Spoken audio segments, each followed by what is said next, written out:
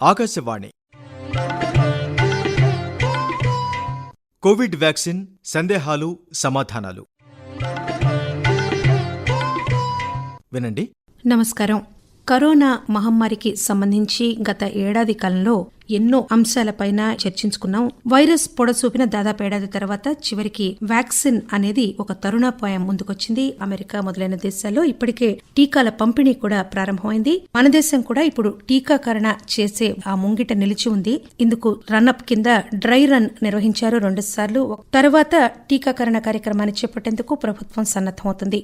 అయితే కరోనా టీకాకి సంబంధించి ప్రతి ఒక్కరూ దాని గురించి ఆలోచించినప్పుడల్లా కొన్ని సందేహాలు కూడా వ్యక్తం చేస్తున్నారు. అందుకు సంబంధించిన సమాచారాన్ని ప్రభుత్వం విస్తృతంగా పంపిణీ చేస్తోంది. అయితే లక్ష్మి, మనం ఈరోజు ఈ ప్రశ్నలు ఏంటి, వాటికి జవాబులు ఏంటి, మనకు అందుబాటులో ఉన్న సమాచారం ఏంటి అని మాట్లాడుకునే లోపు ముందుగా అసలు డ్రై రన్ అనేది ఎందుకు నిర్వహించారు, దానివల్ల మనకి ఏం తెలిసింది అనేది ఒకసారి వివరిస్తావా? ఉషా, డ్రై రన్ అంటే ఒక మాటలో చెప్పాలంటే టీకాకరణకి సిద్ధం కావడం. నిజంగా మనం వ్యాక్సినేషన్ చేసినప్పుడు ఎలాంటి పద్ధతుల్ని అవలంబించాలి, కోల్డ్ స్టోరేజ్ చైన్ ని మనం నిర్వహించాల్సి ఉంటుంది. ఎక్కడైతే ప్రయోగశాలలో తయారవుతుందో అక్కడి నుంచి టీకాని తీసుకునే వ్యక్తి వరకు దాన్ని తరలించడం ఎట్లాగా, ఇలాంటి అంశాలన్నిటినీ ఒక ట్రయల్ రన్ వేసుకోవడం అన్నమాట. టీకా నిల్వకి సంబంధించి 2 డిగ్రీల నుంచి 8 డిగ్రీల సెల్సియస్ మధ్య ఉష్ణోగ్రతల్లోనే దాన్ని నిల్వ చేయాలి. తర్వాత రవాణా చేసేప్పుడు కూడా జాగ్రత్త వహించాలని చెప్తున్నారు. అందుకు సంబంధించిన సామర్థ్యం అసలు మన దేశంలో ఉందా అన్నది ఒక ప్రధానమైన సందేహం అన్నమాట. కేంద్ర ఆరోగ్య శాఖ అందించిన సమాచారం మేరకు మీరు అడుగుతున్న ప్రశ్నలకి మనం సమాధానాలు చెప్పుకుందాము. ఈ సామర్థ్యం మన దేశానికి ఉందా అని తప్పనిసరిగా ఉంది. గుర్తుండే ఉంటుంది, పల్స్ పోలియో అని నిర్వహిస్తూ ఉంటాము. రకరకాల ప్రాంతాల్లో, రాష్ట్రాల్లో, జిల్లాలో, ఈవెన్ మారుమూల ప్రాంతాల్లో కూడా ఒకేసారి పల్స్ పోలియోని నిర్వహించడం వల్ల ఏమవుతుందంటే అందరికీ అందించే వీలు ఉండడం వల్ల తొందరగా వ్యాధి నుంచి బయటపడేందుకు అవకాశం ఉంటుంది. భారత్ పోలియో రహిత దేశంగా ఈవెన్ ఐక్యరాజ్య సమితి కూడా ప్రకటించింది. 2.6 కోట్ల మంది వరకు ఉంటారు ఏటా మన దేశంలో నవజాత శిశువులు. ఒక 2,90,00,000 మంది వరకు ఏటా మనం గర్భిణీలకి టీకాలను వేస్తున్నాం. రకరకాల వ్యాధుల నుంచి పరిరక్షించే టీకాలు అన్నమాట ఇవి. అందుకని టీకాకరణ అనేది అవలంబించాల్సిన పద్ధతులను కానీ, అలాగే విభిన్న ప్రాంతాల్లో విభిన్న సంస్కృతులు ఉండే మన దేశ అవసరాలను తీర్చడానికి తప్పనిసరిగా వ్యాక్సిన్ అందరికీ అందించే ప్రక్రియలో మనకి ఆ సమర్థత చాలా స్పష్టంగా కనిపిస్తోంది.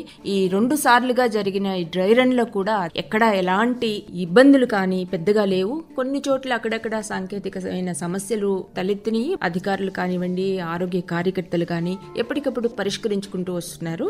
కాబట్టి మనకి పూర్తి సామర్థ్యం అయితే కనిపిస్తోంది. టీకాకరణకి సంబంధించిన మన దేశంలో రిజిస్ట్రేషన్ పేర్ల నమోదు ప్రక్రియ ఇప్పటికే ప్రారంభమైంది. దీనికి తప్పనిసరిగా ఫోటో గుర్తింపు కార్డు సమర్పించాల్సిన అవసరం ఉందని ప్రభుత్వం ఇప్పటికే తెలియజేసింది. రిజిస్ట్రేషన్ సమయంలో ఏ ఫోటో గుర్తింపు కార్డు అయితే చూపిస్తామో వ్యాక్సినేషన్ సమయంలో కూడా అదే గుర్తింపు కార్డును అక్కడ చూపించవలసి ఉంటుంది.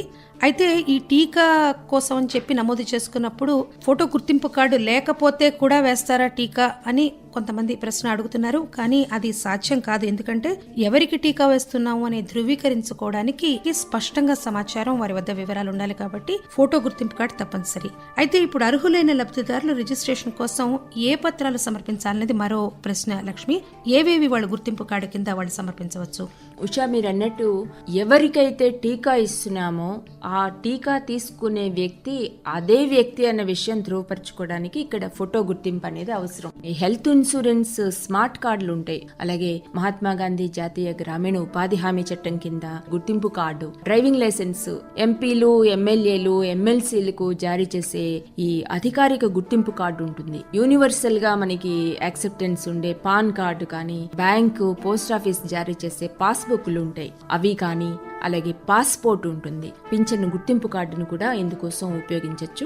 ఇంకపోతే కేంద్ర రాష్ట్ర ప్రభుత్వాలు, ప్రభుత్వ రంగ సంస్థలు వాళ్ళ ఉద్యోగస్తులకు ఇచ్చే సర్వీస్ గుర్తింపు కార్డులు ఉంటాయి, అవి కూడా ఈ సందర్భంలో పనిచేస్తాయి. ఓటర్ గుర్తింపు కార్డు, అది కూడా ఇక్కడ మనం ఉపయోగించుకోవచ్చు. విదేశాల్లో కూడా టీకాకరణ కార్యక్రమం ప్రారంభం అయిపోయింది. మన దేశంలో వ్యాక్సిన్లు సిద్ధమవుతున్నాయి. అయితే ఇతర దేశాల్లో వినియోగిస్తున్న వ్యాక్సిన్లకి మన దేశంలో రూపొందించిన వ్యాక్సిన్ ధీటుగానే ఉంటుందా, సత్ఫలితాలు ఇస్తుందా అని కొంతమంది మంది ఒక అనుమానం వ్యక్తం చేస్తున్నారు. ప్రజలకి ఇచ్చేందుకు అనువైనదిగా అధికారులు గుర్తించిన తర్వాతే టీకాలను వేయడం అనే వరకు వస్తుంది. అది స్వదేశంలోనా ఇతర దేశాల్లోనా ఎక్కడైనా కూడా వ్యాక్సిన్ యొక్క సామర్థ్యం ఒక రకంగానే ఉంటుంది. వ్యాక్సిన్ తయారు చేసే కంపెనీలు వేరవచ్చు, దేశాలు వేరవచ్చు, కానీ ప్రమాణాల పరంగా అది తయారైందా లేదా అన్నది ప్రతి దేశంలోనూ ధృవీకృత సంస్థలు కొన్ని ఉంటాయి. మన దేశంలోనూ అలాంటి ధృవీకృత సంస్థలు ఆమోదించిన తర్వాతే ఈ వ్యాక్సిన్ అనే దాన్ని ప్రజలకి వేయడానికి అనుమతి ఇవ్వడం జరుగుతుంది. అందుకని ఇలా అనుమతి పొందిన వ్యాక్సిన్ ని ఎట్టి పరిస్థితుల్లోనూ సురక్షితమైనదిగా, సమర్థవంతమైనదిగా మనం పరిగణించాల్సి ఉంటుంది. ఒక ఏడాది లోపు పరీక్షలు జరిపి ప్రవేశపెట్టిన టీకా అసలు సురక్షితమేనా అని ప్రజల్లో కొంత అనుమానం, అపోహ ఉన్నాయి. ఇప్పుడు ఇంత వేగంగా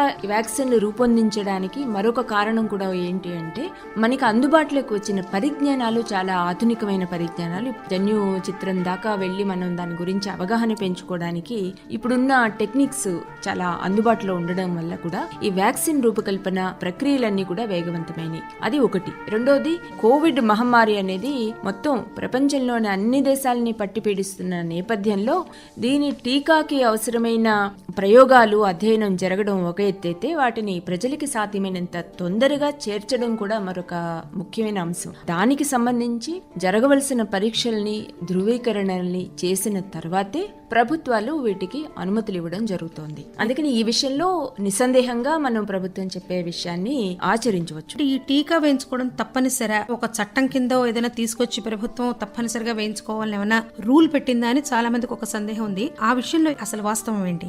అలా ఏమి కాదు ఉషా. ఇది తప్పనిసరి కాదు, చట్టపరంగా మనం తీసుకోవాల్సింది కూడా కాదు. పూర్తిగా స్వచ్ఛందమే. మనం కావాలి అనుకుంటే కోవిడ్ నుంచి మనల్ని మనం రక్షించుకోవడానికి, మన చుట్టూ ఉన్న వారిని రక్షణ కల్పించడానికి మనం ఈ టీకాని తీసుకోవచ్చు. అంటే నేను కోవిడ్ టీకా వేయించుకోవాలా వద్దా అనేది నేను ఏ విధంగా నిర్ణయం తీసుకోగలను? కరోనా టీకా తీసుకోవడానికి మనకి ప్రభుత్వమే ఒక ప్రాధాన్యత క్రమాన్ని నిర్ణయించింది.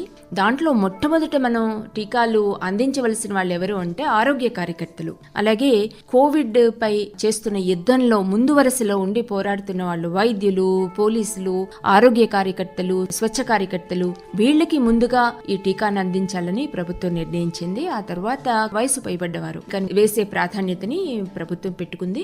ఆ తర్వాత డయాబెటీస్ అని కానీ లేదా బీపీ అని కానీ ఇలాంటి ఆరోగ్యపరమైన సమస్యలు ఉన్న వాళ్ళకి ఈ టీకాని తర్వాత శ్రేణిలో అందిస్తారు. ఆ తర్వాత మిగతా వాళ్ళందరికీ ఈ టీకాను అందుబాటులోకి తెస్తారు. కోవిడ్ వ్యాధి ఇప్పటికే సోకి దాని నుంచి కోలుకుని పూర్తిగా నయమైన వ్యక్తి వ్యాక్సిన్ తీసుకోవాల్సిన అవసరం ఉందా? కోవిడ్ నుంచి కోలుకున్న వ్యక్తి కూడా మళ్ళీ ఈ వ్యాక్సిన్ తీసుకోవాల్సి ఉంటుంది. గుర్తుపెట్టుకోవాల్సిన విషయం ఏంటంటే పూర్తి డోసును తీసుకోవాలి. ప్రస్తుతం నాకు కరోనా ఉంది అనే అనుమానం ఉన్నవారు లేదా ఉన్నట్టుగా నిర్ధారణ జరిగి ధృవీకరణ జరిగి పరీక్ష నిర్వహించుకున్న వ్యక్తులు వారు టీకా వేయించుకోవాల్సిన అవసరం ఉందా? తప్పనిసరిగా వీళ్ళు కొంతకాలం పాటు వాయిదా వేసుకోవాల్సి ఉంటుంది వ్యాక్సిన్ తీసుకోవడాన్ని. ఒకటి, కోవిడ్ నాకు వచ్చిందేమో అని నాకు అనుమానంగా ఉంటే ముందు నేను చేయవలసిన పని దాన్ని ధృవీకరించుకోవడం. రెండోది, ఇప్పటికే నాకు కనుక కోవిడ్ ఉన్నట్లు ధృవపడితే వ్యాక్సిన్ తీసుకోవడానికి ఆరోగ్య కేంద్రానికి వెళ్ళకపోవడం మంచిది. ఎందుకంటే నేను అక్కడికి వెళ్లడం ద్వారా ఇతరులకి ఆ వ్యాధిని అంటించే అవకాశం ఉంటుంది. కోవిడ్ పాజిటివ్ కనుక వచ్చిన వ్యక్తులు తప్పనిసరిగా 14 రోజుల పాటు వ్యాక్సిన్ ని తీసుకోవడాన్ని వాయిదా వేసుకోవాలి. అయితే ఇందాక మీరు చెప్పారు క్యాన్సర్, మధుమేహం, రక్తపోటు వంటి క్రానిక్ కండిషన్స్ ఉన్నవాళ్లు వాటి కోసం చికిత్స పొందుతూ మందులు తీసుకుంటున్న వారు కూడా కరోనా టీకా వేసుకోవచ్చా? వీటిలో ఎలాంటి పరిస్థితి ఉన్నప్పటికీ తప్పనిసరిగా వీళ్ళు హై రిస్క్ గ్రూప్ లో ఉన్నవారవుతారు. అందుకని తప్పనిసరిగా ప్రాధాన్యత క్రమంలో ఫ్రంట్ లైన్ వారియర్స్ తర్వాత ప్రాధాన్యం వీరి కోసమే. ప్రారంభ దశలో ఆరోగ్య భద్రతా రంగం, క్షేత్రస్థాయి సిబ్బంది వారందరికీ కూడా ప్రాధాన్యత క్రమంలో టీకాలు ఇస్తూ వస్తారు అనేది ముందు చెప్పారు మీరు. అయితే వారి కుటుంబ సభ్యులకు కూడా టీకా ఇచ్చే అవకాశం ఉందా అన్నది ఇంకొక సందేహం ఉంటుంది. కానీ ఆ ప్రాధాన్యత క్రమంలో తదుపరి అవకాశం వాళ్ళకి ఉంటుంది. మొట్టమొదటి అవకాశం మనం ఇందాక చెప్పుకున్నట్లు ఫ్రంట్ లైన్ వారియర్స్ కి, ఆ తర్వాత వృద్ధులు, ఆల్రెడీ క్రానిక్ వ్యాధులతో బాధపడుతున్న వారు, వీరికి ఇస్తారు. ఒకటి కంటే ఎక్కువ వ్యాక్సిన్లు అందుబాటులో ఉన్నాయి అని మనకు తెలిసినప్పుడు ఏది ఎంచుకోవాలి అనేది ఇంకొక సందేహం. ఏది మంచిది అనే సందేహం కంటే కూడా ముఖ్యమైనది ఏంటంటే ఉషా, కేంద్ర ఆరోగ్య మంత్రిత్వ శాఖ ఇచ్చిన సమాచారం మేరకు ఏ వ్యాక్సిన్ తీసుకున్నప్పటికీ పూర్తి మోతాదులో వ్యాక్సిన్ ని వాడడం అనేది చాలా ముఖ్యమైన విషయము, కీలకమైన అంశము. ఒకసారి లైసెన్స్ వచ్చిన తర్వాత వాటి భద్రతా సామర్థ్యాలకు సంబంధించి దాదాపుగా అవన్నీ ఒకేలాగా పనిచేస్తాయి. మేం పేరు నమోదు చేయించుకున్నాము, మాకు దానికి సంబంధించి ఏ రోజు వెళ్లి టీకా వేయించుకోవాలి అనే తేదీ పైన స్థలం పైన మాకు సమాచారం ఏ విధంగా అందుతుంది అని సాధారణంగా అడుగుతున్నారు. ఇప్పటికే కేంద్ర ప్రభుత్వం కోవిన్ అనే ఒక మొబైల్ యాప్ని కూడా రూపొందించింది. దీనికి ఎవరైతే కోవిడ్ వ్యాక్సిన్ ని తీసుకోవాలని కోరుకుంటున్నారో వారంతా ఈ యాప్ ద్వారా కూడా తమ రిజిస్ట్రేషన్ చేసుకోవచ్చు. ఒకసారి రిజిస్ట్రేషన్ అయిన తర్వాత ఆ లబ్ధిదారుడికి తదుపరి సమాచారం, అంటే ఏ తేదీన వారికి వ్యాక్సిన్ ఇస్తారు, ఎక్కడ ఇస్తారు, ఆ సమాచారం అంతా మనకు అందుతుంది. SMS రూపంలో తెలియజేస్తారు. ఏమైనా ముందు జాగ్రత్త చర్యలు తీసుకోవాలా, టీకా వేసిన తర్వాత ఏమైనా జాగ్రత్తలు తీసుకోవాలా అన్నది ఇంకో సందేహం. టీకా తీసుకునే సందర్భంలో 2-3 అంశాలు చాలా ముఖ్యమైనవి గుర్తుపెట్టుకోవాలి. ఒకటి, అది నిర్వాహకులు చేయవలసిన విషయం. కేంద్రంలో తయారైన దగ్గర నుంచి వ్యాక్సిన్ పంపిణీ కేంద్రం వరకు వచ్చే సమయంలో రవాణా కానీ నిల్వ ఉంచడం కానీ, మీరు ముందుగా చెప్పినట్లు 2 నుంచి 8 డిగ్రీల సెల్సియస్ ఉష్ణోగ్రతల్ని మనం మెయింటైన్ చేయాల్సి ఉంటుంది. అందుకు తగిన శిక్షణని ఇప్పటికే వాళ్ళకి ఇవ్వడం జరిగింది. అందుకే మనకి డ్రై రన్ కూడా సజావుగా జరిగిన దాఖలాలే కనిపిస్తున్నాయి. టీకా తీసుకునే వాళ్ళు చేయవలసిన అంశాలు కూడా కొన్ని ఉన్నాయి ఇక్కడ. COVID-19 టీకా వేయించుకున్న వెంటనే ఆ వ్యాక్సినేషన్ కేంద్రంలోనే ఒక అరగంట సేపు విశ్రాంతి తీసుకునే అవసరం ఉంది. అందుకు తగిన ఏర్పాట్లు కూడా వాళ్ళు చేస్తున్నారు. ఏదైనా అసౌకర్యం కానీ ఇబ్బంది కానీ అనిపిస్తే వెంటనే అక్కడ ఉన్న అధికారులకు కానీ, ANM కానీ, ఆశా కార్యకర్తలు కానీ వీళ్ళంతా అక్కడ అందుబాటులో ఉంటారు. వాళ్ళని వెంటనే అలర్ట్ చేయాల్సిన అవసరం ఉంటుంది. అయితే వీటన్నిటితో పాటు మనం ముందు నుంచి ఏదైతే మన కరోనా మంత్రం ఉందో అది కూడా గుర్తుంచుకోవాలి. మాస్క్ ధరించాలి, చేతుల శుభ్రత పాటించాలి.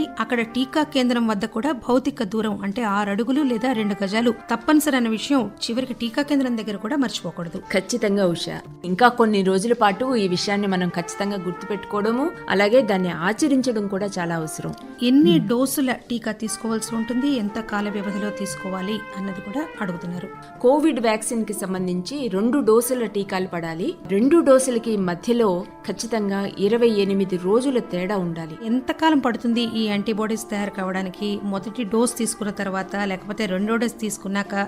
సాధారణంగా 2వ డోస్ తీసుకున్న తర్వాత 2 వారాలకి ఈ వైరస్ నుంచి రక్షణ కల్పించగల స్థాయిలో మనకి యాంటీబాడీస్ తయారవుతాయని నిపుణులు చెప్తున్నారు. అందుకని 28 రోజుల వ్యత్యాసం ఈ 2 డోసులకి మధ్యలో ఉండాలని అందుకని నిర్దిష్టంగా నిర్ణయించడం జరిగింది. ఈ టీకా తీసుకోవడం వల్ల నాకు కరోనా నుంచి రక్షణ సరే కానీ ఇతర ఏమైనా ఆరోగ్య సమస్యలు వస్తాయా అన్న భయం కూడా చాలాసార్లు వ్యక్తమవుతుంది. ఇది చాలా వరకు అపోహ కావచ్చు. ఇది ఖచ్చితంగా మీరన్నట్టు అపోహే ఉష. పూర్తి స్థాయిలో ఇది భద్రమైంది, మనుషుల మీద ఇది వాడడానికి పూర్తిగా సురక్షితం అని తెలిసిన తర్వాత మాత్రమే ఈ వ్యాక్సిన్లకి ఆమోదం, ప్రజలకి అందుబాటులోకి తీసుకొచ్చేందుకు అనుమతి లభించాయి. ఇది పూర్తిగా సురక్షితమైంది. ఇతర టీకాల మాదిరి ఇంజెక్షన్లు తీసుకునే చోట కొంత నొప్పి అది ఉండొచ్చు. అలాగే మిగతా టీకాల్లాగానే కొంత జ్వరం ఉండే అవకాశం ఉంటుంది. అందరికీ ఉండాలని కూడా లేదు. చిన్న చిన్న సమస్యలు తలెత్తే అవకాశం ఉంటుంది. తొందరలోనే వాటి ప్రభావం తగ్గిపోతుంది. ఈ కరోనా టీకా అందరికీ ఒకేసారి వేయవచ్చు కదా అని. నిజానికి ఈ వ్యాధే ఒక సరికొత్త వ్యాధి. అలాగే మానవాళి మొత్తాన్ని ఒకేసారి పట్టి పీడిస్తున్న వ్యాధి. ఒకవైపు అధ్యయనాలు చేస్తూ మరొక వైపు వాటి టీకాలను రూపొందించుకుంటూ వాటి డిస్ట్రిబ్యూషన్ కోసం చాలా వ్యూహాత్మకంగా అన్ని దేశాలు, ప్రభుత్వాలు వ్యవహరిస్తున్న తరుణం ఇది. ఒకేసారి ఇన్ని కోట్ల మంది ప్రజలకి ఇచ్చేందుకు సరిపడా టీకాలను ఒకేసారి ఉత్పత్తి చేయడం అనేది సాధ్యమయ్యే విషయం కాదు. అందుకని దశల వారీగా ఉత్పత్తి చేస్తూ ఉత్పత్తి ఆధారంగా వాటిని ప్రజల వరకు రవాణా చేస్తూ అత్యంత అవసరమైన వాళ్ళకి ముందుగాను, ఆ తర్వాత ప్రాధాన్యతా క్రమంలో మిగతా వాళ్ళకి అందించడానికి ప్రభుత్వం పూర్తి స్థాయిలో చర్యలు తీసుకుంది. అయితే మన శాస్త్రవేత్తల ప్రజ్ఞ, మన శాస్త్ర విజ్ఞానంలో ఎంత అద్భుతమైన పటిమ ఉందో మన ప్రభుత్వాలు సకాలంలో చర్యలు తీసుకుని ఏ విధంగా ఈ మొత్తం పరిశోధన ప్రక్రియకు దిశానిర్దేశం చేశాయో మనకి ఒక విధంగా రుజువైంది. ఇందుకు సంబంధించిన సమాచారాన్ని స్పష్టంగా, వీలైనంత సులువుగా, తేలికగా, సరళంగా శ్రోతలకు అందించేందుకు మేము ఈ ప్రయత్నం చేశాం. ఇందుకు సంబంధించిన సమాచారాన్ని మేము మళ్లీ అందిస్తూనే ఉంటాం. అంతవరకు నమస్కారం. మీరింతవరకు కోవిడ్ వ్యాక్సిన్ సందేహాలు సమాధానాలు విన్నారు. జారీ చేసిన వారు కేంద్ర ఆరోగ్య కుటుంబ సంక్షేమ శాఖ. ఈ కార్యక్రమం ఆకాశవాణి హైదరాబాద్ కేంద్రం ప్రాంతీయ వార్తా విభాగ సమర్పణ.